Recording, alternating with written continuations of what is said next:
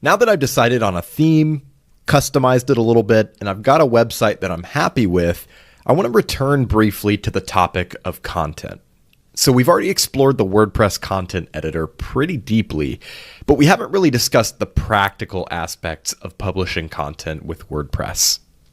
Right out of the box, WordPress supports two main types of content that you can publish: posts and pages.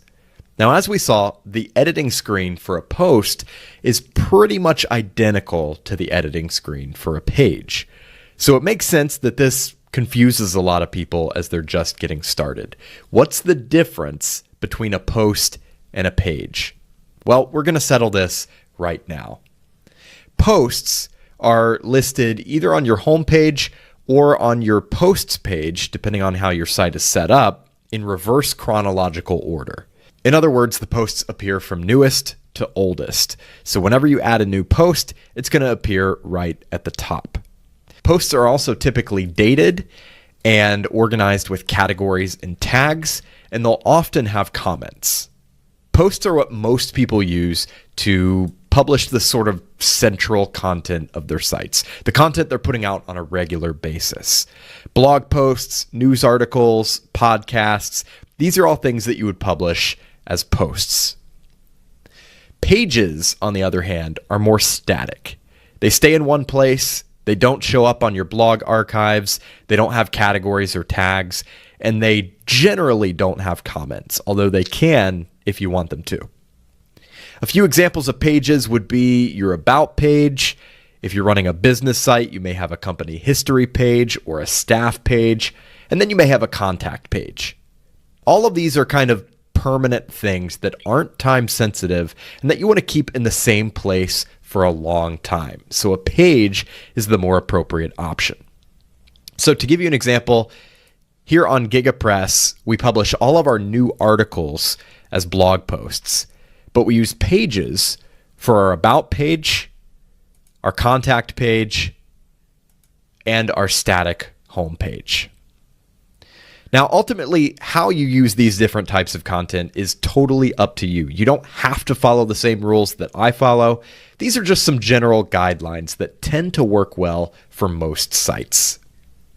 Another common point of confusion when it comes to creating content in WordPress is the difference between categories and tags, as well as the actual function and utility of categories and tags.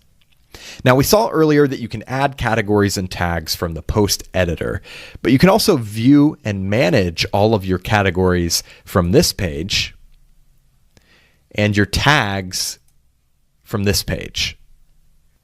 So the first thing to note is that categories and tags are used to organize your posts on your website, not your pages, just your posts. And if we go to view one of our categories, let's say music, you can see that it's created an archive page of all of our music-related posts.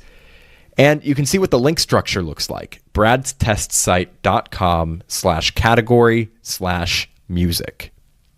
Tags work in very much the same way. If we go and view our tacos tag, you'll see that we have an archive of all of our taco-related content. And here you can see that the link structure is very similar: bradstestsite.com/tag/tacos. So what's the purpose? Well, if one of your visitors notices that a blog post has a particular category or a particular tag, and it's a topic they're interested in, they can click on that category or tag to view related content on your website, other taco-related posts, other food-related posts. It's a way to give them access to other similar content on your site. You can also use categories and tags to display related posts right below the content of a blog post. Now, if the purpose is the same and the functionality is largely the same, what's the difference? Why would you use categories over tags or vice versa? Well, one of the key differences between the two is that every post must be attached to at least one category, but you're not required to add tags to every post.